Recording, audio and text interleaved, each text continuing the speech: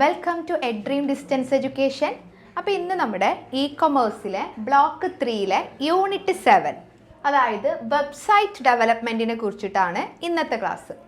Okay, അപ്പോൾ കഴിഞ്ഞ ക്ലാസ്സുകളിലായിട്ട് നമ്മൾ ഇ-കൊമേഴ്സും അല്ലെങ്കിൽ അത് റിലേറ്റഡ് ആയിട്ടുള്ള കുറച്ച് കാര്യങ്ങളെ കുറിച്ചിട്ടൊക്കെ ഡിസ്കസ് ചെയ്തുകൊണ്ട് വന്നിട്ടുണ്ടായിരുന്നു. അപ്പോൾ ഒരു ഇ-കൊമേഴ്സ് എന്ന് പറയുമ്പോൾ അതിൽ വെരി ഇമ്പോർട്ടൻ്റ് ആണ് എന്ത്, വെബ്സൈറ്റ് അല്ലേ. അപ്പോൾ എന്താണ് ഈ വെബ്സൈറ്റ് എന്ന് പറഞ്ഞിട്ടുണ്ടെങ്കിൽ, അതായത് ഇപ്പോൾ വെബ്സൈറ്റ് എന്ന് പറയുമ്പോൾ എന്താ, നമ്മുടെ ഒരു ഇൻ്റർനെറ്റിലുള്ള ഒരു ഡിജിറ്റൽ പുസ്തകം എന്നൊക്കെ വേണമെങ്കിൽ നമുക്ക് പറയാം അല്ലേ. ഇൻ്റർനെറ്റിലുള്ള കാര്യങ്ങളൊക്കെ നമ്മൾ വെബ്സൈറ്റ് ത്രൂ അല്ലേ അറിയുന്നത് അല്ലേ. അതായത് ഇപ്പോൾ ഒരു പുസ്തകം എന്ന് പറയുമ്പോൾ അതിൽ ഒരുപാട് പേജുകൾ ഉണ്ടല്ലോ, അതേപോലെ തന്നെ വെബ്സൈറ്റിൽ പല വെബ് പേജസുകൾ ഉണ്ടാകും അല്ലേ. ഇപ്പോൾ ഒരു എക്സാമ്പിൾ ആയിട്ട് പറയുകയാണെങ്കിൽ നമ്മളൊരു വെബ്സൈറ്റ് തുറക്കുകയാണെന്നുണ്ടെങ്കിൽ ഒരു ഹോം പേജ് ഉണ്ടാവും, എബൌട്ട് അസ് എന്ന് പറഞ്ഞ പേജ് ഉണ്ടാവും, കോണ്ടാക്ട് അസ് എന്ന് പറഞ്ഞ പേജ് ഉണ്ടാവും, പ്രൊഡക്ട്സ്, ഇപ്പോൾ ഒരു പ്രൊഡക്ട്സ് റിലേറ്റഡ് ആയിട്ടുള്ള ഒരു കമ്പനി ആണെന്നുണ്ടെങ്കിൽ അവരുടെ പ്രൊഡക്ട്സിനെ കുറിച്ച് പരിചയപ്പെടുത്തുന്ന കുറച്ച് പേജസ് ഉണ്ടാവും അല്ലേ. ഇതെല്ലാം കൂടി ചേർന്നതാണ് എന്ത്, നമ്മുടെ വെബ്സൈറ്റ് എന്ന് പറയുന്നത്. ഓക്കെ, അപ്പോൾ ഈ വെബ്സൈറ്റ് നമ്മളിപ്പോൾ എവിടെയാണ് സ്റ്റോർ ചെയ്ത് വെക്കുന്നത്? വെബ്സൈറ്റ് സ്റ്റോർ ചെയ്ത് വെക്കുന്നത് വെബ് സെർവറിലാണ്. ഓക്കെ, അതായത് വെബ്സൈറ്റ് ഒരു വെബ് സെർവർ എന്ന് പറഞ്ഞിട്ടുള്ള അതിലാണ് സ്റ്റോർ ചെയ്ത് വെക്കുന്നത്. ഇപ്പം നമ്മളിപ്പോൾ ആരെങ്കിലും ഒരു വെബ്സൈറ്റ് ഓപ്പൺ ആക്കുമ്പോൾ എന്ത് ചെയ്യും, സെർവർ അതിൻ്റെ പേജസ് നമുക്ക് അയച്ചു തരും. ഓക്കെ, അതുപോലെ തന്നെ ഈ വെബ്സൈറ്റ് എന്ന് കേൾക്കുമ്പോൾ നമ്മുടെയൊക്കെ മനസ്സിൽ വരുന്ന വേറൊരു പോയിന്റാണ് ഡൊമൈൻ നെയിം അല്ലേ. എന്താണ് ഡൊമൈൻ നെയിം എന്ന് പറയുമ്പോൾ? ഇന്റർനെറ്റ് എന്ന് പറയുമ്പോൾ എന്താണ്, ഇൻഫർമേഷൻ്റെ ഒരു ജാലകമാണ് അല്ലേ. ഒരുപാട് ഇൻഫർമേഷൻസ് നമുക്ക് ഇൻ്റർനെറ്റിൽ അവൈലബിൾ ആണ്. അപ്പോൾ ഈ ഇൻഫർമേഷന് അല്ലെങ്കിൽ അതൊക്കെ ഒരു വെബ്സൈറ്റിലാണ് ഉണ്ടായിരിക്കുക അല്ലേ. അപ്പോൾ നമ്മളൊരു വെബ്സൈറ്റ് ഓപ്പൺ ആക്കുമ്പോൾ ഏത് വെബ്സൈറ്റ് വേണം, അതിനൊരു പേര് വേണ്ടേ അല്ലേ. ഇപ്പോൾ വെബ്സൈറ്റിനെ കണ്ടെത്താൻ വേണ്ടിയിട്ട് യൂസ് ചെയ്യുന്ന അഡ്രസ്സാണ് എന്ത്, ഡൊമൈൻ നെയിം എന്ന് പറയുന്നത്. ഫോർ എക്സാമ്പിൾ ആയിട്ട് പറയുകയാണെങ്കിൽ wikipedia.in അല്ലെങ്കിൽ google.com അല്ലെങ്കിൽ amazon.com അല്ലേ. നമുക്കൊരു അഡ്രസ്സ് ഉള്ള പോലെ തന്നെ വെബ്സൈറ്റിന് എന്തുണ്ട്, ഒരു ഡൊമൈൻ നെയിം ഉണ്ട് അല്ലേ. അപ്പോൾ ഡൊമൈൻ നെയിം എന്ന് പറയുമ്പോൾ എന്താണ്, വെബ്സൈറ്റിൻ്റെ അഡ്രസ്സാണ്. ഓക്കെ, വെബ്സൈറ്റ് ഓപ്പൺ ആക്കാൻ നമുക്ക് എന്താ വേണ്ടത്? ഇങ്ങനെയാണ് നമ്മൾ വെബ്സൈറ്റ് ഓപ്പൺ ആക്കുന്നത്. വെബ് ബ്രൗസർ വേണ്ടേ? പല ടൈപ്സ് ഓഫ് വെബ് ബ്രൗസർ ഉണ്ട് അല്ലേ. ബ്രൗസർ യൂസ് ചെയ്തിട്ടാണ് നമ്മൾ എന്ത് ചെയ്യുന്നത്, വെബ്സൈറ്റ് ഓപ്പൺ ആക്കുന്നത്. ഫോർ എക്സാമ്പിൾ ആയിട്ട് പറയുകയാണെങ്കിൽ നമ്മൾ ഗൂഗിൾ ക്രോം, വളരെ ഫേമസ് ആയിട്ടുള്ള ഒരു വെബ് ബ്രൗസർ ആണ് എന്ത്, ഗൂഗിൾ ക്രോം അല്ലേ. Mozilla Firefox, safari, Microsoft edge, ഇങ്ങനെയുള്ള ഒരുപാട് വെബ് ബ്രൗസറുകൾ ഉണ്ടല്ലോ. ഈ വെബ് ബ്രൗസറുകൾ വഴിയാണ് എന്ത് ചെയ്യുന്നത്, നമ്മളൊരു വെബ്സൈറ്റ് ഓപ്പൺ ആക്കുന്നത്. ഇന്റർനെറ്റിൽ ഈ ഇൻഫർമേഷൻസ് ഒക്കെ അവൈലബിൾ ആണ്, പക്ഷെ നമുക്കത് കിട്ടണം എന്നുണ്ടെങ്കിൽ നമുക്ക് ആര് വേണം, നമുക്കൊരു വെബ് ബ്രൗസർ വേണം. ബ്രൗസർ ത്രൂ അല്ലേ നമ്മൾ ഈ വെബ്സൈറ്റിലൊക്കെ കയറുന്നത്. ഓക്കെ, അപ്പം നമ്മൾ എന്തിനാ ഇപ്പോൾ ഈ വെബ്സൈറ്റ് യൂസ് ചെയ്യുന്നത്, അല്ലെങ്കിൽ ഇപ്പം എന്തിനാ നമ്മൾ ഇ-കൊമേഴ്സിൽ ഈ വെബ്സൈറ്റ് എന്ന് പറഞ്ഞിട്ടുള്ള ഒരു ചാപ്റ്റർ പഠിക്കുന്നത്? ഇപ്പോൾ വെബ്സൈറ്റ് നമ്മൾ പല ആവശ്യങ്ങൾക്ക് വേണ്ടിയിട്ടും യൂസ് ചെയ്യാറുണ്ട്. ഇപ്പം നമ്മുടെ പേഴ്സണലൈസ്ഡ് ആയിട്ടുള്ള വെബ്സൈറ്റുകളുണ്ട്, ഇപ്പോൾ ഒരു കമ്പനിയുടെ വെബ്സൈറ്റ് ഉണ്ട് അല്ലേ, നമ്മളിപ്പോൾ എഡ്രീമിൻ്റെ വെബ്സൈറ്റ് ഉണ്ട് അല്ലേ, അതുപോലെ തന്നെ ഇഗ്നോയുടെ വെബ്സൈറ്റ് ഉണ്ട്, ഗവൺമെൻറ്റിൻ്റെ പല ടൈപ്സ് ഓഫ് വെബ്സൈറ്റുകളുണ്ട്, ഒരു കോളേജ് അല്ലെങ്കിൽ യൂണിവേഴ്സിറ്റി വെബ്സൈറ്റുകളുണ്ട്, ഓൺലൈൻ ഷോപ്പിംഗ് വെബ്സൈറ്റുകളുണ്ട്, അങ്ങനെ പല ടൈപ്സ് ഓഫ് വെബ്സൈറ്റുകളുണ്ട് അല്ലേ. നമ്മുടെ ഇഗ്നോ വെബ്സൈറ്റ് അല്ലേ, അതായത് ഇഗ്നോ എന്ന് പറയുമ്പോൾ എന്താണ്, നമ്മുടെ ഇന്ദിരാഗാന്ധി നാഷണൽ ഓപ്പൺ യൂണിവേഴ്സിറ്റി ആണ് അല്ലേ. അതായത് എന്താണ് അതിലുണ്ടാവുക, നമ്മുടെ ഓപ്പൺ ഡിസ്റ്റൻസ് എഡ്യൂക്കേഷൻ പ്രൊവൈഡ് ചെയ്യുന്ന ഓൺലൈൻ കോഴ്സുകളെ കുറിച്ചുള്ള പഠനം നൽകുന്ന ഒരു എന്താണ്, രാജ്യത്തിൻ്റെ എല്ലായിടത്തും അംഗീകാരം കിട്ടിയിട്ടുള്ള ഒരു സർവകലാശാലയാണ് നമ്മുടെ ഇഗ്നോ എന്ന് പറയുമ്പോൾ. അപ്പോൾ ഇഗ്നോക്കും എന്തുണ്ട്, ഒരു വെബ്സൈറ്റ് ഉണ്ട് അല്ലേ. അപ്പോൾ നോക്കി നോക്കാം, ഈ വെബ്സൈറ്റ് എങ്ങനെയാണ് സ്റ്റാർട്ട് ചെയ്തത്, അതിൻ്റെ എവല്യൂഷൻ അല്ലെങ്കിൽ അതിൻ്റെ ഒറിജിൻ എവിടെ നിന്നാണ്. ഓക്കെ, അപ്പോൾ 1989 ടിം ബേണേഴ്സ്ലി എന്ന് പറഞ്ഞിട്ടുള്ള ഒരു സയൻറ്റിസ്റ്റ്, അയാൾ WWW അതായത് നമ്മുടെ വേൾഡ് വൈഡ് വെബ് ഡെവലപ്പ് ചെയ്തെടുത്തു. അപ്പോൾ അതേപോലെ തന്നെ അദ്ദേഹം തന്നെയാണ് നമ്മുടെ HTTP hyper text transfer protocol എന്ന് പറഞ്ഞിട്ടുള്ള ഒരു നിയമവും ഉണ്ടാക്കിയത്. ഓക്കെ, അപ്പോൾ ഈ നിയമം എന്തിനാണ്? ബ്രൗസറിനും സെർവറിനും തമ്മിലുള്ള ഇൻഫർമേഷൻ കൈമാറാൻ വേണ്ടിയിട്ട് സഹായിക്കുന്നുണ്ട്. ഓക്കെ, അപ്പോൾ 1992 മുതൽ WWW എല്ലാവർക്കും സൗജന്യമായിട്ട് യൂസ് ചെയ്യാൻ കഴിഞ്ഞു. അത് ഏറ്റവും വലിയൊരു നാഴികക്കല്ലായിരുന്നു അല്ലേ? അപ്പോൾ എന്താണ് ഈ WWW എന്ന് പറഞ്ഞിട്ടുണ്ടെങ്കിൽ? വേൾഡ് വൈഡ് വെബ് എന്ന് പറഞ്ഞിട്ടുണ്ടെങ്കിൽ നമ്മുടെ ഇന്റർനെറ്റിലെ വെബ്സൈറ്റുകളെ കാണാൻ സഹായിക്കുന്ന ഒരു സിസ്റ്റമാണെന്ത്? വേൾഡ് വൈഡ് വെബ് എന്ന് പറയുന്നത്. HTTP എന്ന് പറഞ്ഞാൽ നമ്മൾ ഓൾറെഡി പറഞ്ഞു. HTTP എന്ന് പറഞ്ഞിട്ടുണ്ടെങ്കിൽ എന്താണ്?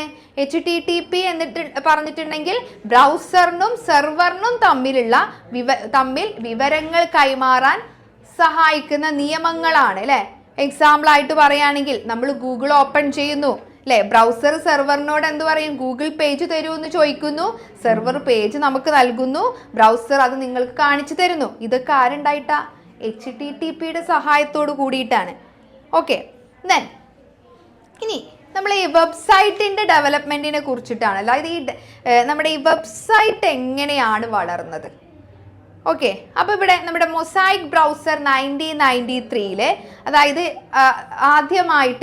ആദ്യകാല ഒരു ഗ്രാഫിക് ബ്രൗസറാണിത്. ഓക്കെ, അതായത് മൗസ് യൂസ് ചെയ്ത് ക്ലിക്ക് ചെയ്ത് വെബ്സൈറ്റ് കാണാൻ സാധിക്കുന്ന ഒരു ബ്രൗസർ ആയിരുന്നു ഇത്. വളരെയധികം പോപ്പുലർ ആയിട്ടുള്ള ഒരു ബ്രൗസർ ആയിരുന്നു ഇത്. ഓക്കെ, ദെൻ അതിന് ശേഷം 1994 വന്നിട്ടുള്ളതാണ് എന്ത്? നമ്മുടെ നെറ്റ്സ്കേപ്പ് അല്ലേ? വളരെ വേഗത്തിൽ പോപ്പുലർ ആയിട്ടുള്ള ഒരു ബ്രൗസർ ആയിരുന്നു അത്. ഇപ്പോൾ ഒരു കാലത്ത് ഈ ബ്രൗസർ മാർക്കറ്റിന്റെ 90% വരെ യൂസ് ചെയ്തിട്ടുണ്ടായിരുന്നു. പിന്നെ നമ്മുടെ 1995 വന്നിട്ടുള്ളതാണ് നമ്മുടെ ഇന്റർനെറ്റ് എക്സ്പ്ലോറർ അല്ലേ? മൈക്രോസോഫ്റ്റ് കമ്പനി നിർമ്മിച്ചിട്ടുള്ള ഒരു ബ്രൗസറാണ് അല്ലേ? നമ്മുടെ വിൻഡോസിനോടൊപ്പം തന്നെ വന്നിട്ടുള്ളത് കൊണ്ട് തന്നെ ലോകത്തിലെ ഏറ്റവും കൂടുതൽ യൂസ് ചെയ്തിട്ടുള്ള ഒരു ബ്രൗസർ ആയിരുന്നു അത്. പിന്നെ നമ്മുടെ 2002 നമ്മുടെ മോസില്ല ഫയർഫോക്സ് വന്നു. അതൊരു ഫ്രീ ബ്രൗസർ ആയിരുന്നു. വളരെ ഫാസ്റ്റ് ആയിട്ടും സെക്യൂർ ആയിട്ടും ഇന്നും കൂടുതൽ ആളുകൾ യൂസ് ചെയ്യുന്ന ഒരു ബ്രൗസറാണിത്. ദെൻ 2003 സഫാരി വന്നു അല്ലെ? ആപ്പിൾ കമ്പനി നിർമ്മിച്ചിട്ടുള്ള ഐഫോൺ, ഐപാഡ് ഇവയിലൊക്കെ യൂസ് ചെയ്യാൻ പറ്റുന്ന ഒരു ഡീഫോൾട്ട് ബ്രൗസർ ആയിരുന്നു എന്ത്? സഫാരി.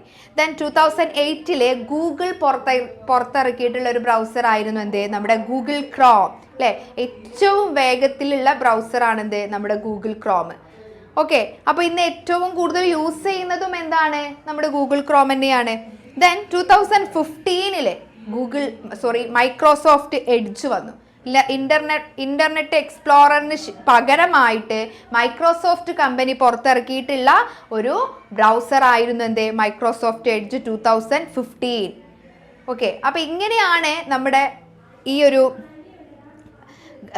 WWWയുടെയും അതുപോലെ തന്നെ ഈ നമ്മുടെ ബ്രൗസറിൻ്റെയൊക്കെ ഒരു റാപ്പിഡ് ഗ്രോത്ത് എന്നൊക്കെ പറഞ്ഞിട്ടുണ്ടെങ്കിൽ അല്ലേ?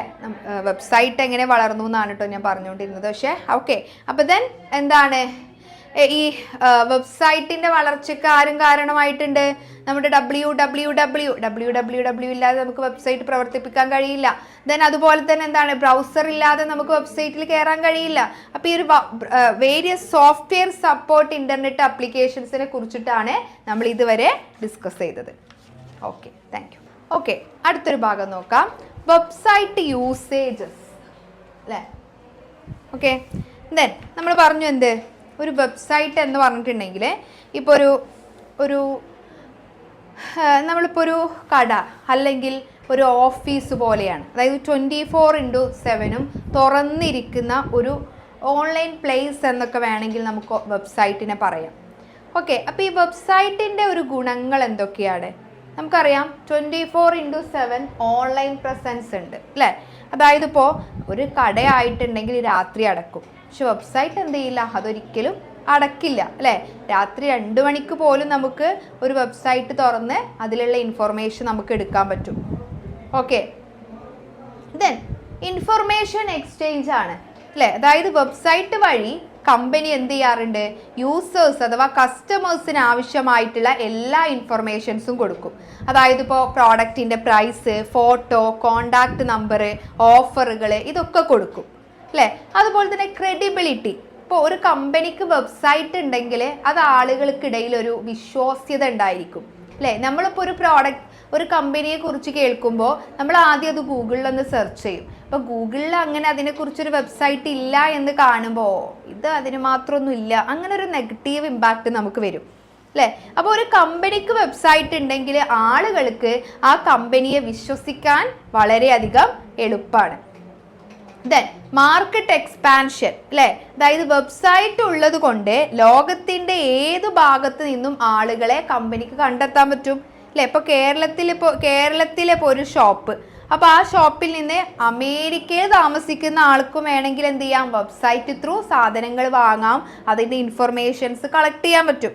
അതുപോലെ തന്നെ കൺസ്യൂമർ ഇൻസൈറ്റ്സ് അല്ലേ, അതായത് വെബ്സൈറ്റ് വഴി ആളുകൾക്ക് എന്താണ് ഇഷ്ടം എന്ന് കമ്പനിക്ക് മനസ്സിലാക്കാൻ പറ്റും അല്ലേ. അതായത് ഏത് പ്രോഡക്റ്റ് ആണ് കൂടുതൽ ആളുകൾ സെർച്ച് ചെയ്യുന്നത്, വാങ്ങുന്നത്, അതുപോലെ തന്നെ ഏത് പ്രോഡക്ട്സിൻ്റെ റിവ്യൂസ് അല്ലേ, ഇതൊക്കെ നോക്കിയിട്ട് കസ്റ്റമേഴ്സിൻ്റെ പ്രിഫറൻസും ടേസ്റ്റും ഈ വെബ്സൈറ്റ് ത്രൂ കമ്പനിക്ക് മനസ്സിലാക്കാൻ പറ്റും.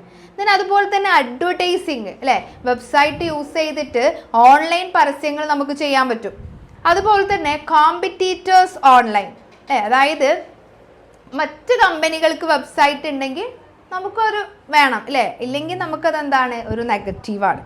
വെബ്സൈറ്റ് ഇല്ലെങ്കിൽ നമുക്ക് എന്ത് ചെയ്യാം, പുതിയ കസ്റ്റമേഴ്സിനെ നഷ്ടപ്പെടാൻ ചാൻസ് ഉണ്ട്. ഓക്കെ, ദെൻ അതേപോലെ തന്നെ നോക്കി നോക്കൂ, കസ്റ്റമർ സർവീസ് ഓൺലൈന് വെബ്സൈറ്റിൽ ചാറ്റ് ബോക്സ് ഉണ്ട് അല്ലേ. അത് ആ ഒരു ചാറ്റ് ബോക്സ് അല്ലെങ്കിൽ കോണ്ടാക്ട് ഫോം വഴി കസ്റ്റമേഴ്സിൻ്റെ സംശയങ്ങൾക്കൊക്കെ നമുക്ക് ഇൻസ്റ്റൻ്റ് ആയിട്ട് അപ്പം തന്നെ എന്ത് ചെയ്യാം, റിപ്ലൈ കൊടുക്കാൻ പറ്റും. ദെൻ ഗ്രോത്ത് ഓപ്പർച്യൂണിറ്റീസ്, വെബ്സൈറ്റ് കമ്പനികളുടെ വളർച്ചയെ സഹായിക്കുന്നുണ്ട് അല്ലേ. അതായത് നമുക്ക് വെബ്സൈറ്റ് ത്രൂ പുതിയ കസ്റ്റമേഴ്സിനെ നേടാൻ പറ്റും, പുതിയ ഇൻവെസ്റ്റേഴ്സിനെ അട്രാക്ട് ചെയ്യാൻ പറ്റും, പുതിയ ബിസിനസ് നമുക്ക് ഡെവലപ്പ് ചെയ്യിപ്പിക്കാൻ പറ്റും. ഓക്കെ, അപ്പോൾ ഓൾമോസ്റ്റ് നോക്കുകയാണെന്നുണ്ടെങ്കിൽ ഇ കൊമേഴ്സ് ആയിട്ടും ഓഫ്ലൈൻ ആയിട്ടും ഓൺലൈൻ ആയിട്ട് തുടങ്ങുന്ന ഷോപ്പാണെങ്കിലും അതിനൊരു വെബ്സൈറ്റ് ഉണ്ട് എന്നുണ്ടെങ്കിൽ അത് വളരെയധികം ആ കമ്പനിയെ സംബന്ധിച്ചിടത്തോളം വളരെയധികം ഒരു പോസിറ്റീവ് ഇമ്പാക്റ്റ് ജനങ്ങളിലേക്ക് എത്തിക്കാൻ ചാൻസ് കൂടുതലാണ്. അതുപോലെ തന്നെ ആ വെബ്സൈറ്റ് ത്രൂ ആ കമ്പനിയുടെ ഗ്രോത്ത് വളരെയധികം ഇൻക്രീസ് ചെയ്യും. ഓക്കെ, അടുത്തൊരു ഭാഗം നോക്കാം, HTTP ആൻഡ് HTTPS അല്ലേ. എന്താണ് HTTP? അപ്പോൾ അതിന് മുന്നേ നമുക്കറിയണം പ്രോട്ടോക്കോൾ അല്ലേ. അതായത് പ്രോട്ടോക്കോൾ എന്ന് പറഞ്ഞിട്ടുണ്ടെങ്കിൽ എന്താ, ഇപ്പോൾ രണ്ട് കമ്പ്യൂട്ടറുകൾ തമ്മിൽ സംസാരിക്കുമ്പോൾ കുറച്ച് നിയമങ്ങൾ ഉണ്ട് എന്ന് വിചാരിച്ചോ, അതാണ് പ്രോട്ടോക്കോൾ. ഫോർ എക്സാമ്പിൾ വാട്സാപ്പിൽ ഇപ്പോൾ നമ്മൾ മെസ്സേജ് അയക്കാറുണ്ട്, അപ്പം അതിന് എങ്ങനെയാണ് മെസ്സേജ് അയക്കുന്നത്, റിസീവ് ചെയ്യുന്നത് എന്നുള്ളതിന് കുറച്ച് പ്രോട്ടോക്കോൾ ഉണ്ടല്ലോ. അതേപോലെ ബ്രൗസറിനും വെബ്സൈറ്റും തമ്മിൽ ഇൻഫർമേഷൻസ് കൈമാറുമ്പോൾ അതിനൊരു പ്രോട്ടോക്കോൾ അഥവാ നിയമങ്ങൾ വേണം. അതിനെയാണ് നമ്മൾ HTTP അല്ലെങ്കിൽ HTTPS എന്നൊക്കെ പറയുന്നത്. അപ്പം നമ്മൾ ആദ്യം HTTP എന്താന്ന് നോക്കാം. HTTPയുടെ ഫുൾ ഫോം എന്താ, hyper text transfer protocol. Okay, അതായത് HTTP എന്ന് പറയുമ്പോൾ നമ്മൾ ഈ ബ്രൗസറിനും വെബ് സർവറിനും തമ്മിൽ ഇൻഫർമേഷൻസ് കൈമാറാൻ ഉപയോഗിക്കുന്ന സാധാരണ പ്രോട്ടോക്കോളാണ്. എക്സാമ്പിൾ ആയിട്ട് പറയുകയാണെങ്കിൽ നമ്മളിപ്പോൾ ഒരു വെബ്സൈറ്റ് തുറന്നു, അപ്പോൾ ബ്രൗസർ പറയുന്നത് ഈ വെബ്സൈറ്റിൻ്റെ പേജ് അയച്ചു തരൂ നമ്മൾ തുറക്കുമ്പോൾ. അപ്പോൾ സെർവർ എന്ത് ചെയ്യുന്നു, അത് ബ്രൗസറിലേക്ക് അയക്കും. ഇതാണ് HTTP. പക്ഷേ ഇതിൻ്റെ ഒരു പ്രത്യേകത, ഒരു പ്രശ്നം എന്താണെന്ന് വെച്ചാൽ ഈ HTTPയിലെ വിവരങ്ങളൊന്നും സെക്യൂർഡ് അല്ല. കാരണം എന്താണ്, ഇത് എൻക്രിപ്റ്റ് ചെയ്തിട്ടില്ല അല്ലേ. അപ്പോൾ അതുകൊണ്ട് തന്നെ ഈ ഹാക്കേഴ്സിനൊക്കെ എന്ത് ചെയ്യാൻ പറ്റും, ഇതിലുള്ള ഇൻഫർമേഷൻസ് പെട്ടെന്ന് ഹാക്ക് ചെയ്യാൻ പറ്റും. അപ്പോൾ അതിന് ഒരു ഉപാധി എന്നുള്ള രീതിയിൽ വന്നതാണ് നമ്മുടെ HTTPS അല്ലേ. അതായത് hyper text transfer protocol secure. അതായത് HTTPS എന്ന് പറയുമ്പോൾ നമ്മുടെ HTTP തന്നെയാണ്, പക്ഷെ അതിൻ്റെ ഒരു സെക്യൂർഡ് വേർഷനാണ്. അപ്പോൾ ഇത് വഴി HTTPS വഴിയാണെങ്കിൽ അതിലുള്ള വിവരങ്ങളൊക്കെ എന്താണ്, എൻക്രിപ്റ്റ് ചെയ്തിട്ടാണ് അയക്കുന്നത്. അപ്പം അതുകൊണ്ട് തന്നെ ഹാക്കേഴ്സിന് എന്ത് ചെയ്യാൻ ചാൻസ് ഇല്ല, കൂടുതൽ എളുപ്പത്തിൽ അത് വായിക്കാനോ അല്ലെങ്കിൽ അത് മോഷ്ടിക്കാനോ ഒന്നും കഴിയൂല. ഇപ്പം എന്താണ് ഈ എൻക്രിപ്ഷൻ എന്നൊക്കെ പറഞ്ഞിട്ടുണ്ടെങ്കിൽ, എൻക്രിപ്ഷൻ എന്ന് പറഞ്ഞിട്ടുണ്ടെങ്കിൽ നമ്മളൊരു വിവരങ്ങളെ, ഇൻഫർമേഷൻസിനെ നമ്മളൊരു സീക്രട്ട് കോഡുകളാക്കി മാറ്റുക അല്ലേ. ഓക്കെ അപ്പോൾ എൻക്രിപ്ഷൻ കഴിഞ്ഞിട്ടുണ്ടെന്നുണ്ടെങ്കിൽ അത് കാണുന്ന ആളുകൾക്ക് അത് മനസ്സിലാക്കാൻ കഴിയില്ല. ഓക്കെ, അപ്പോൾ ഇതാണ് എന്ത് HTTPS എന്ന് പറയുന്നത്. അപ്പോൾ സാധാരണ നമ്മൾ ഈ HTTPS എവിടെയൊക്കെ യൂസ് ചെയ്യുക? ഓൺലൈൻ ബാങ്കിങ്ങിൽ, ഓൺലൈൻ ഷോപ്പിങ്ങിൽ, credit card, debit card payment, Gmail, social media login, ഇതിലൊക്കെ നമ്മൾ HTTPS യൂസ് ചെയ്യാറുണ്ട്. അപ്പോൾ നിങ്ങൾക്ക് എക്സാമിന് വരുന്ന ഒരു ഏരിയയാണ് HTTPയും HTTPSും തമ്മിലുള്ള ഡിഫറൻസ് എന്ന് പറഞ്ഞിട്ടുണ്ടെങ്കിൽ എന്താണ് എന്നുള്ളത്. ഓക്കെ, അപ്പോൾ ഇതിൻ്റെ ഡെഫിനിഷൻ അല്ലേ, അതല്ലെങ്കിൽ എന്താണ് ഇതിൻ്റെ ഒരു ഫുൾ ഫോം എന്ന് ചോദിച്ചാൽ HTTPയുടെ ഫുൾ ഫോം എന്താ? Hyper text transfer protocol. HTTPS ആണെങ്കിലോ hyper text transfer protocol secure അല്ലേ. ദെൻ ഇത് എൻക്രിപ്ഷൻ അല്ലേ, അതായത് എന്താണ് നമുക്കറിയാം എന്ത് HTTP എൻക്രിപ്റ്റഡ് അല്ല, പക്ഷെ HTTPS എന്താണ് എൻക്രിപ്റ്റഡ് ആണ്. ദെൻ അതുപോലെ തന്നെ എന്താണ് യൂസേജ് ഓഫ് SSL അല്ലേ, അതായത് യൂസേജ് ഓഫ് SSL ഇവിടെ യൂസ് ചെയ്യില്ല. SSL എന്ന് പറഞ്ഞാൽ എന്താ? Secure socket layer at transport layer അല്ലേ. അപ്പോൾ അത് HTTPയിൽ SSLൻ്റെ ആവശ്യമില്ല. പക്ഷെ HTTPSൽ എന്തുണ്ട്? They use secure socket layer to encrypt the code അല്ലേ. അതായത് എന്താണ് എൻക്രിപ്റ്റ് ചെയ്യാൻ വേണ്ടിയിട്ട് അവരെന്ത് യൂസ് ചെയ്യുന്നുണ്ട്? SSL യൂസ് ചെയ്യാറുണ്ട്. ദെൻ അതുപോലെ തന്നെ ടൈപ്പ് അല്ലേ. HTTP എന്ന് പറയുമ്പോൾ ഒരു ഡീഫോൾട്ട് പ്രോട്ടോകോൾ ആണ്. HTTPS എന്ന് പറയുമ്പോൾ എന്തല്ല? It is not a default protocol അല്ല. Okay, then beginning. ഈ HTTP സ്റ്റാർട്ട് ചെയ്യുന്നത് എങ്ങനെയാണ്? ഇതിൻ്റെ URL ബിഗിനിങ് വിത്ത് HTTP എന്താണ് ഒരു കോളൻ ഒരു സ്ലാഷ് അല്ലേ. അതായത് എന്താ HTTPS ആണെന്നുണ്ടെങ്കിലോ HTTPS കോളൻ 2 സ്ലാഷ് അല്ലേ. ദെൻ നമുക്കറിയാം സെക്യൂരിറ്റീൻ്റെ കേസ് എടുക്കുകയാണെന്നുണ്ടെങ്കിൽ എന്താണ്? It is an unsecured protocol ആണ് HTTP. പക്ഷെ HTTPS എന്താണ്? It is a safe transferred protocol ആണ്. ദെൻ ഇതിൻ്റെ വാലിഡേഷൻ, അതായത് it does not require any validation. HTTPക്ക് എന്തിനുള്ള ആവശ്യമില്ല? വാലിഡേഷൻ വേണ്ട. പക്ഷേ HTTPSനാണെന്നുണ്ടെങ്കിലോ ഡൊമെയിൻ വാലിഡേഷൻ വേണം. Okay, then address bar. Address bar എന്ന് പറയുമ്പോൾ ഇതിനൊരു സിമ്പിൾ ആയിട്ടുള്ള അഡ്രസ് ബാർ ആണുള്ളത്. പക്ഷേ HTTPSന് ഒരു ഗ്രീൻ കളേർഡ് അഡ്രസ് ബാർ ആണ്, അതൊന്നും കൂടിയും സെക്യൂർഡ് ആണ്. ദെൻ ഇതിൻ്റെ ഹാക്കിങ്, HTTP നമുക്ക് ഈസി ആയിട്ട് ഹാക്ക് ചെയ്യാൻ പറ്റും. പക്ഷേ HTTPS എന്ത് ചെയ്യാൻ പറ്റില്ല? It cannot be hacked easily. അപ്പോൾ ഇത് നിങ്ങൾക്ക് എക്സാമിന് വരും എന്നുള്ളത് ഒരു 80% ഷുവർ ആയിട്ടുള്ളൊരു ക്വസ്റ്റ്യൻ ആണ്. ഓക്കെ, അടുത്തൊരു ഭാഗം നോക്കാം, ടൈപ്സ് ഓഫ് വെബ്സൈറ്റുകൾ. ഓക്കെ, അപ്പോൾ ഒരു വെബ്സൈറ്റ് എന്ന് പറയുമ്പോൾ എന്താണ്? നമുക്ക് എല്ലാവർക്കും ഒരേ ആവശ്യത്തിനാണോ ഈ വെബ്സൈറ്റ് നമ്മൾ നിർമ്മിക്കുന്നത്?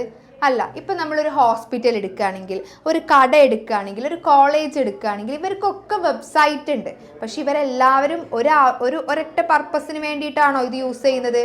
അല്ല, പല പർപ്പസിന് വേണ്ടിയിട്ടാണ്. അപ്പോൾ ഈ പല ആവശ്യങ്ങൾക്ക് വേണ്ടിയിട്ടാണ് പല ടൈപ്സ് ഓഫ് വെബ്സൈറ്റുകൾ നമ്മൾ ഉണ്ടാക്കുന്നത്. അപ്പോൾ പ്രധാനമായിട്ടും വെബ്സൈറ്റുകൾ 4 ടൈപ്സുകളായിട്ടാണ് ഉള്ളത്. അതിലൊന്നാമത്തതാണ് അതോറിറ്റി വെബ്സൈറ്റ് അല്ലേ. അതായത് അതോറിറ്റി വെബ്സൈറ്റ് എന്താ ചെയ്യുന്നത്? ഇവരുടെ പ്രധാനപ്പെട്ട ജോലി എന്താണ്? ആളുകൾക്ക് വിശ്വസനീയമായിട്ടുള്ള ഇൻഫർമേഷൻ എത്തിച്ചു കൊടുക്കാൻ വേണ്ടിയിട്ടുള്ള വെബ്സൈറ്റാണ് അതോറിറ്റി വെബ്സൈറ്റ് എന്ന് പറയുന്നത്. ഫോർ എക്സാമ്പിൾ ആയിട്ട് നമ്മുടെ ഒരു ഹോസ്പിറ്റലിൻ്റെ വെബ്സൈറ്റ് എടുക്കുകയാണെങ്കിൽ അല്ലേ, അപ്പോൾ അതിലെന്തൊക്കെ വിവരങ്ങൾ ഉണ്ടാവുക? ഡോക്ടേഴ്സിൻ്റെ ഇൻഫർമേഷൻസ് ഉണ്ടാവും, അവർ ഹോസ്പിറ്റലിനെ കോൺടാക്ട് ചെയ്യാനുള്ള നമ്പർ ഉണ്ടായിരിക്കും, അവർ പ്രൊവൈഡ് ചെയ്യുന്ന ട്രീറ്റ്മെൻറ്റുകൾ ഉണ്ടായിരിക്കും അല്ലേ. അപ്പോൾ ഇത് സംഭവം നമ്മളിപ്പോൾ ഈ ഒരു ഹോസ്പിറ്റലിൻ്റെ വെബ്സൈറ്റൊക്കെ നമ്മൾ സെർച്ച് ചെയ്യുന്നത് എന്തിനാ? ഇൻഫർമേഷൻ കിട്ടാൻ വേണ്ടിയിട്ടാണ്, വിശ്വസനീയമായിട്ടുള്ള ഇൻഫർമേഷൻ കിട്ടാൻ വേണ്ടിയിട്ടാണ്. അപ്പോൾ അത്തരത്തിലുള്ള വെബ്സൈറ്റുകളെ നമുക്ക് എന്ത് വിളിക്കാം? അതോറിറ്റി വെബ്സൈറ്റ് എന്ന് വിളിക്കാം. ദെൻ രണ്ടാമത്തെ ടൈപ്പ് ഓഫ് വെബ്സൈറ്റ് ആണ് ലീഡ് ജനറേഷൻ വെബ്സൈറ്റ്. ഇവിടെ എന്താ സംഭവം? നമ്മളിപ്പോൾ ഈ ലീഡ് ജനറേഷൻ വെബ്സൈറ്റ് എന്ന് പറയുമ്പോൾ എന്താണ്? പുതിയ കസ്റ്റമേഴ്സിനെ ക്രിയേറ്റ് ചെയ്യാണ്, കണ്ടെത്താൻ വേണ്ടിയിട്ട് ഉണ്ടാക്കുന്ന വെബ്സൈറ്റാണ് ലീഡ് ജനറേഷൻ വെബ്സൈറ്റ്. അഥവാ ഭാവിയിൽ കസ്റ്റമർ ആവാൻ സാധ്യതയുള്ള വ്യക്തികളെ ഉണ്ടാക്കാൻ വേണ്ടിയിട്ട് അല്ലേ. ഇപ്പം നമ്മളിപ്പോൾ ഒരു വെബ്സൈറ്റ് ഓപ്പൺ ചെയ്യുമ്പോൾ തന്നെ നമ്മളോട് നമ്മുടെ പേര്, ഫോൺ നമ്പർ, ഇമെയിൽ, അതുപോലെ തന്നെ കോണ്ടാക്ടസ്, അങ്ങനെയുള്ള ഇൻഫർമേഷൻ ആയിരിക്കും. നമ്മളത് ഫില്ല് ചെയ്ത് കൊടുത്തിട്ടുണ്ടെങ്കിൽ ആ ഒരു സെയിൽസ് ടീം നമ്മളെ കോണ്ടാക്ട് ചെയ്യും അല്ലേ. അപ്പോൾ ഇതാണ് ലീഡ് ജനറേഷൻ എന്ന് പറയുന്നത്. ഇപ്പം സാധാരണ ഇൻഷുറൻസ് കമ്പനികളും റിയൽ എസ്റ്റേറ്റ് കമ്പനികളും കോച്ചിങ് സെൻറ്റേഴ്സുകളൊക്കെയാണ് ഈ ഒരു ടൈപ്പ് ഓഫ് വെബ്സൈറ്റ് മീൻസ് നമ്മൾ ഇത്തരം സിറ്റുവേഷനിലാണ് നമ്മൾ ഈ ഒരു ടൈപ്പ് ഓഫ് വെബ്സൈറ്റ് കൂടുതൽ കണ്ടിട്ടുള്ളത്. ദെൻ അതുപോലെ തന്നെ മൂന്നാമത്തെ ടൈപ്പ് ഓഫ് വെബ്സൈറ്റ് ആണ് സെയിൽസ് വെബ്സൈറ്റ്. ഇവിടെ എങ്ങനെയാണ്? ഈ വെബ്സൈറ്റിൽ നമ്മൾ നേരിട്ട് സാധനങ്ങൾ വാങ്ങാൻ പറ്റും അല്ലേ. ഇവിടെ നമുക്ക് പ്രോഡക്റ്റ് കാണാൻ പറ്റും, അത് നമുക്ക് കാർട്ടിൽ ഇടാൻ പറ്റും, ഓൺലൈൻ പേയ്മെൻറ്റ് ചെയ്യാൻ പറ്റും, ഓർഡർ ചെയ്യാൻ പറ്റും അല്ലേ. അപ്പോൾ ഇതിനെ ഒരു എക്സാമ്പിൾ ആയിട്ട് പറയുകയാണെന്നുണ്ടെങ്കിൽ ഓൺലൈൻ ഷോപ്പിംഗ് വെബ്സൈറ്റുകൾ അല്ലേ. അതുപോലെ തന്നെ ഇപ്പം ഈ കാർട്ട് എന്ന് പറഞ്ഞാൽ എന്താണ്? നമ്മളിപ്പോൾ ഈ വാങ്ങേണ്ട സാധനങ്ങളൊക്കെ ആദ്യം നമ്മൾ കാർട്ടിലാണ് ഇടുക. നമ്മൾ ഷോപ്പിംഗ് ബാസ്ക്കറ്റ് പോലെയാണത്. എന്നിട്ടാണ് നമ്മൾ പേയ്മെൻറ്റ് അടക്കുന്നത്.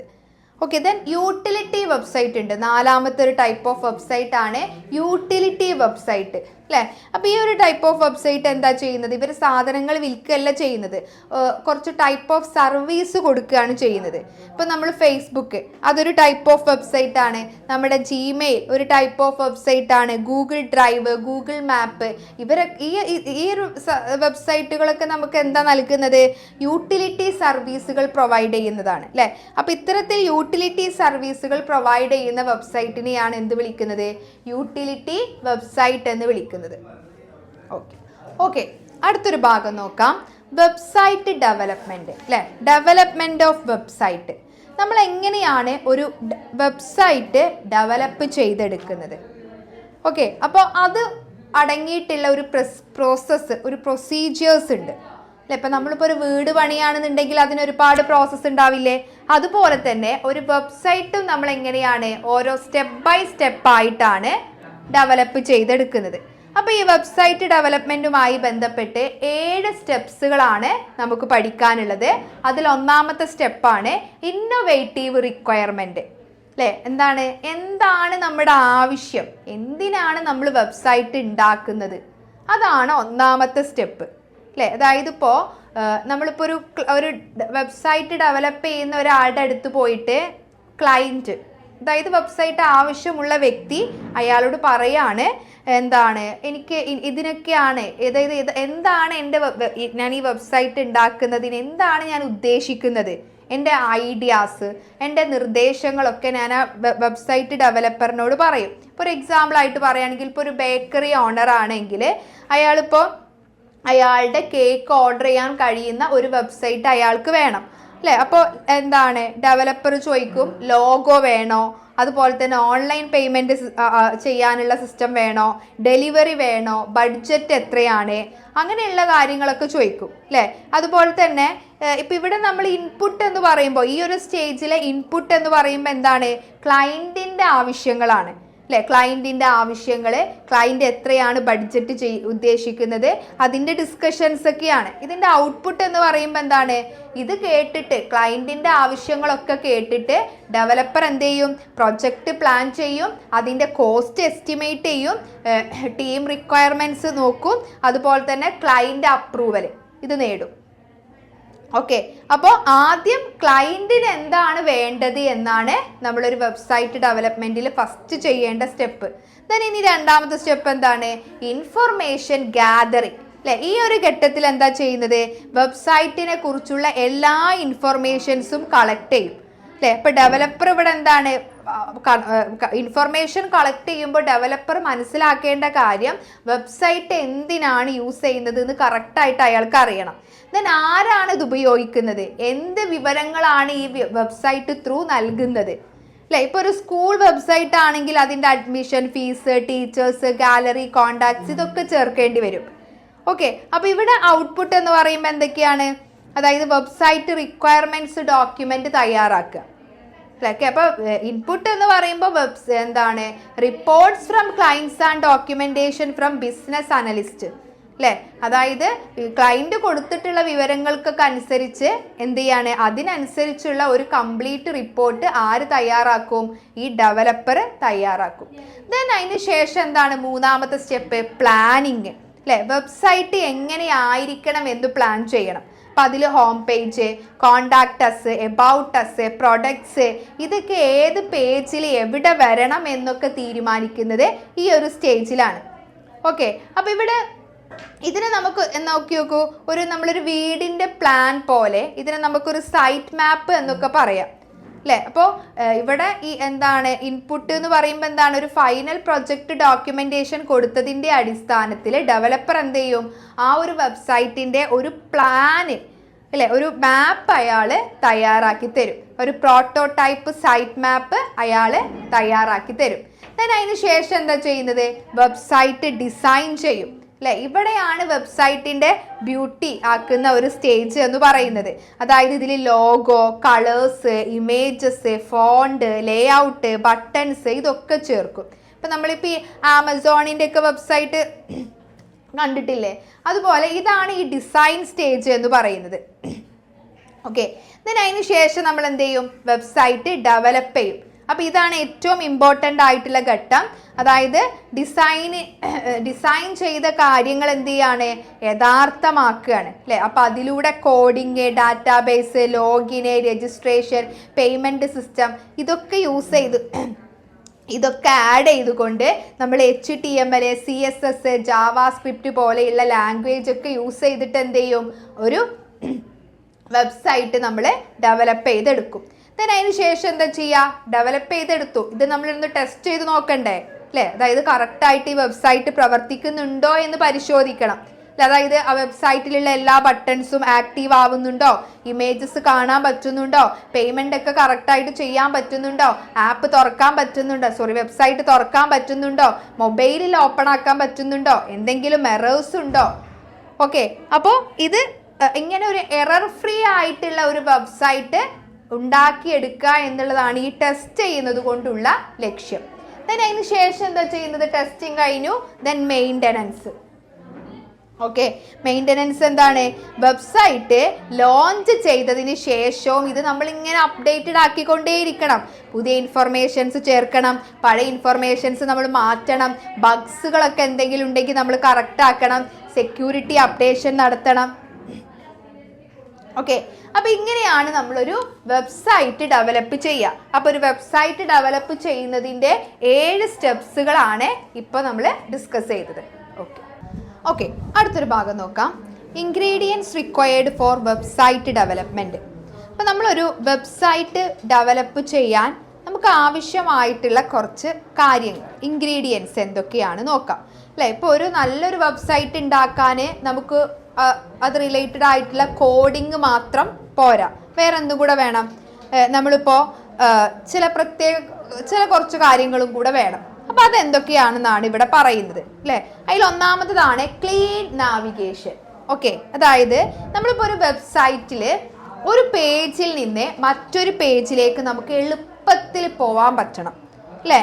അതായത് ഇപ്പോൾ ഒരു വെബ്സൈറ്റിൽ ഹോം പേജ് ഉണ്ടാവും, എബൌട്ട് അസ് പേജ് ഉണ്ടാവും, കോണ്ടാക്ട് അസ് പേജ് ഉണ്ടാവും, പ്രൊഡക്ട്സ് റിലേറ്റഡ് പേജ് ഉണ്ടാവും. അപ്പോൾ ഇത് ഓരോ പേജിലേക്കും വളരെ പെട്ടെന്ന് പോവാൻ നമുക്ക് കഴിയണം. അപ്പം അതിന് നമുക്ക് എന്താ വേണ്ടത്, ഇത് റിലേറ്റഡ് ആയിട്ടുള്ള മെനൂസ് ഉണ്ടെന്നുണ്ടെങ്കിൽ, അല്ലേ? അതായത് കോണ്ടാക്ട്, ഹോം പേജ്, അങ്ങനെ ഇത് റിലേറ്റഡ് ആയിട്ടുള്ള മെനൂസ് ഉണ്ടെന്നുണ്ടെങ്കിൽ എന്ത് ചെയ്യാൻ പറ്റും, ഈ യൂസറിന് പെട്ടെന്ന് ആ പേജസ് കണ്ടെത്താൻ പറ്റും.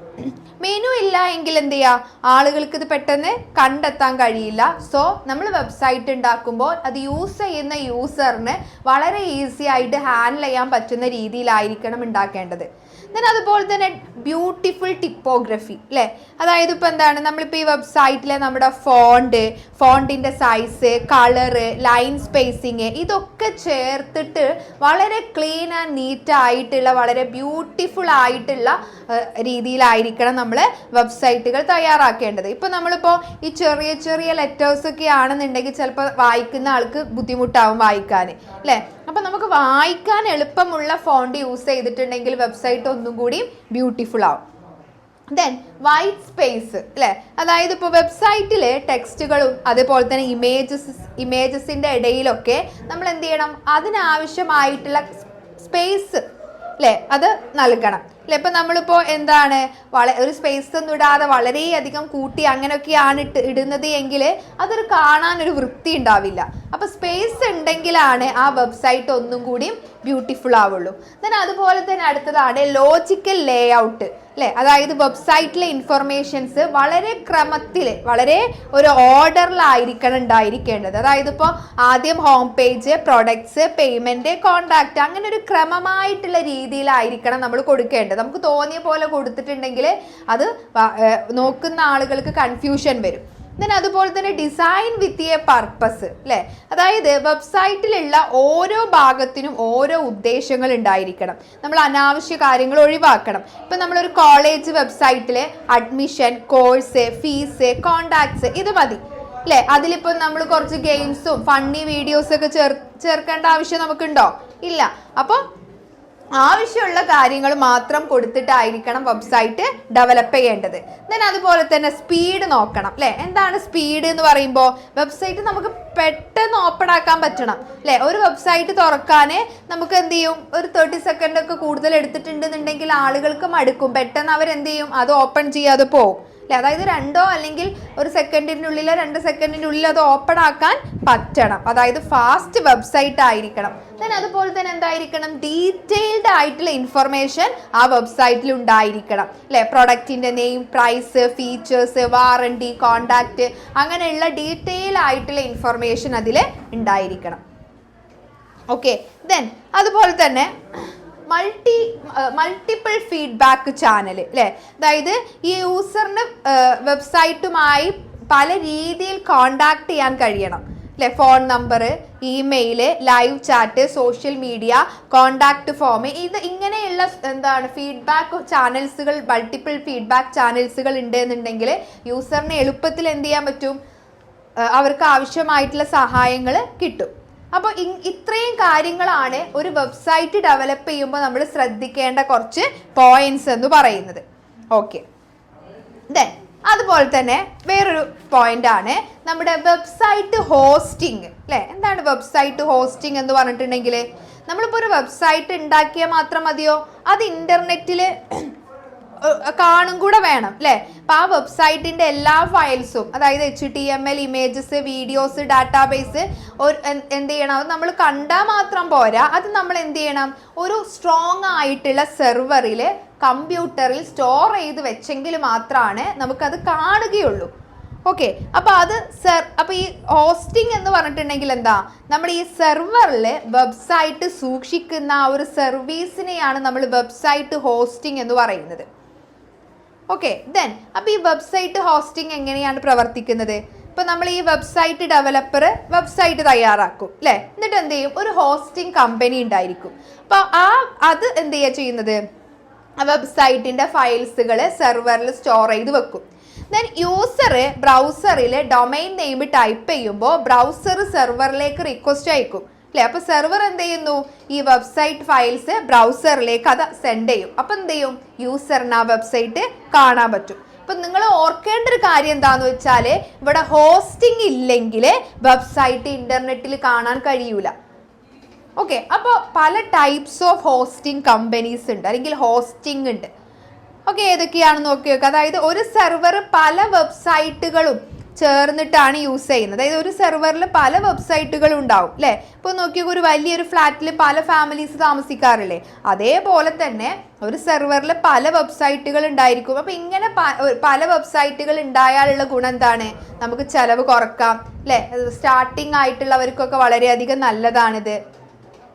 ഓക്കെ.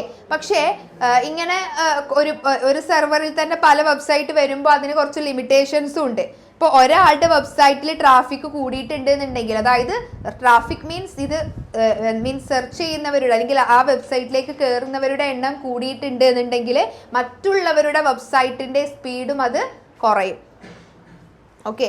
അപ്പോൾ ഇനി നമുക്കിവിടെ നോക്കാനുള്ളത് എന്താണ്, ഈ ടൈപ്സ് ഓഫ് വെബ്സൈറ്റ് ഹോസ്റ്റിങ്ങിനെ കുറിച്ചിട്ടാണ്.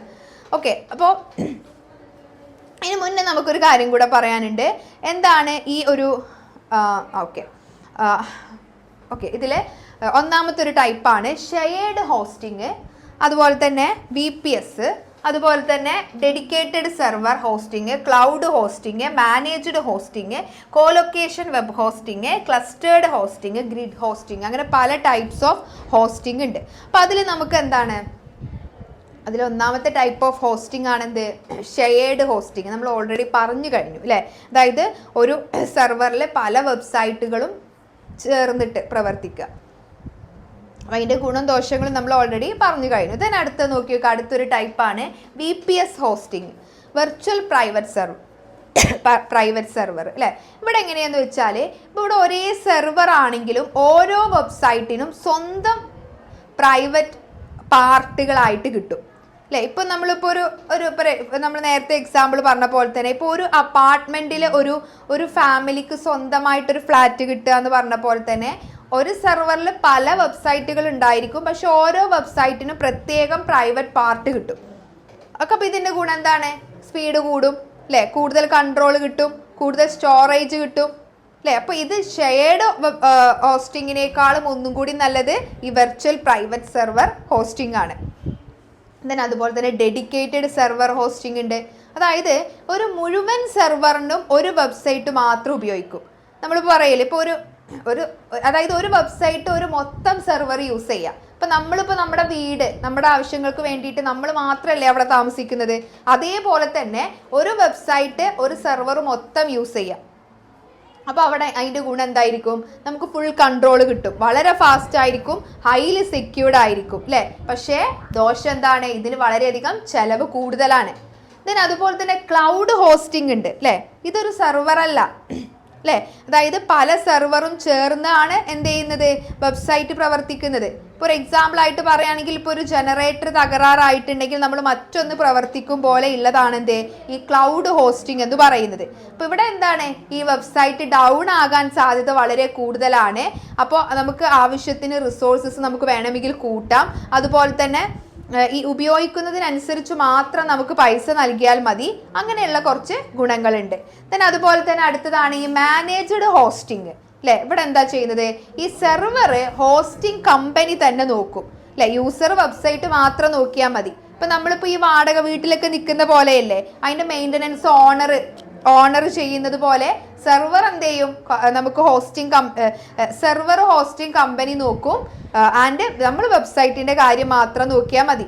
അപ്പോൾ ഇവിടെ എന്താണ്, ഈ ടെക്നിക്കൽ അറിവൊക്കെ കുറച്ച് കുറവുള്ള ആളുകൾക്ക് ഈ ഒരു ഹോസ്റ്റിംഗ് ആയിരിക്കും ഒന്നും കൂടി നല്ലത്. ഓക്കെ. ദെൻ അതുപോലെ തന്നെ അടുത്തതാണ് കോലൊക്കേഷൻ ഹോസ്റ്റിംഗ് അല്ലേ. ഇവിടെ എന്താണ്, സെർവർ നമ്മുടേതാണ്, പക്ഷെ അത് ഹോസ്റ്റിംഗ് കമ്പനിയുടെ ഡാറ്റാ സെന്ററിലാണ് അത് വെക്കുന്നത്. ഇപ്പം നമ്മൾ സ്വന്തം കാറ് മറ്റൊരാളുടെ കാർ പാർക്കിൽ അല്ലെങ്കിൽ ഗാരേജിൽ പാർക്ക് ചെയ്താൽ എങ്ങനെ ഉണ്ടായിരിക്കും, അതേപോലെ തന്നെ സെർവർ നമ്മുടേതാണ്, പക്ഷെ അതൊരു ഹോസ്റ്റിംഗ് കമ്പനിയുടെ അണ്ടറിലായിരിക്കും അല്ലേ. അപ്പോൾ ഇതിൻ്റെ കൺട്രോൾ നമുക്ക് ഫുള്ളായിട്ടും കിട്ടും, പക്ഷേ ഇത് വളരെയധികം ചിലവ് കൂടുതലാണ്. ദെൻ അതുപോലെ തന്നെ ക്ലസ്റ്റേർഡ് ഹോസ്റ്റിംഗ് ഉണ്ട്. ഇവിടെ എന്താ ചെയ്യുന്നത്, ഒരു വെബ്സൈറ്റ് പല സെർവറുകളിലും സൂക്ഷിച്ചു വെക്കുക. ഇപ്പോൾ ഒരു സെർവർ തകരാറായിട്ടുണ്ടെങ്കിൽ നമുക്ക് മറ്റൊന്നിൽ പ്രവർത്തിപ്പിക്കുക അല്ലേ. അപ്പോൾ ഇതിൻ്റെ ഗുണങ്ങൾ എന്ത് പറഞ്ഞിട്ടുണ്ടെങ്കിൽ ഇത് ഹൈ അവൈലബിലിറ്റി ആണ്, വെബ്സൈറ്റ് ഡൗൺ ആവില്ല. ഓക്കെ. അതേപോലെ തന്നെ ഗ്രിഡ് ഹോസ്റ്റിംഗ് ഉണ്ട് അല്ലേ. അതായത് പല കമ്പ്യൂട്ടറുകൾ ചേർന്ന് ഒരു വലിയ നെറ്റ്വർക്ക് പോലെ പ്രവർത്തിക്കുക. അപ്പോൾ ഇതിൻ്റെ ഗുണങ്ങൾ എന്താണ്, വലിയ ട്രാഫിക്, അതായത് കൂടുതൽ വിസിറ്റേഴ്സ് വന്നാലും വെബ്സൈറ്റ് പ്രവർത്തിക്കും, കൂടുതൽ നല്ല രീതിയിൽ പെർഫോം ചെയ്യും. അപ്പോൾ ഇതൊക്കെയാണ് എന്ത്, ടൈപ്സ് ഓഫ് വെബ് ഹോസ്റ്റിങ്ങിൽ വരുന്ന കുറച്ച് കാര്യങ്ങൾ. അപ്പോൾ ഇത്രയും കാര്യങ്ങളാണ് ഈ യൂണിറ്റ് 7 പറയുന്നത്. അപ്പോൾ വെബ്സൈറ്റ് എങ്ങനെ ഡെവലപ്പ് ചെയ്യാമെന്നും അതിൻ്റെ സ്റ്റെപ്സ് എന്തൊക്കെയാണെന്നും അതുപോലെ തന്നെ വെബ്സൈറ്റ് ഹോസ്റ്റിംഗ് എന്താണെന്നും അതുപോലെ തന്നെ HTTP HTTPS ഇങ്ങനെയുള്ള കുറച്ച് കാര്യങ്ങളായിരിക്കും നിങ്ങൾക്ക് എക്സാമിന് എക്സ്പെക്റ്റ് ചെയ്യാവുന്ന കുറച്ച് ഭാഗങ്ങൾ.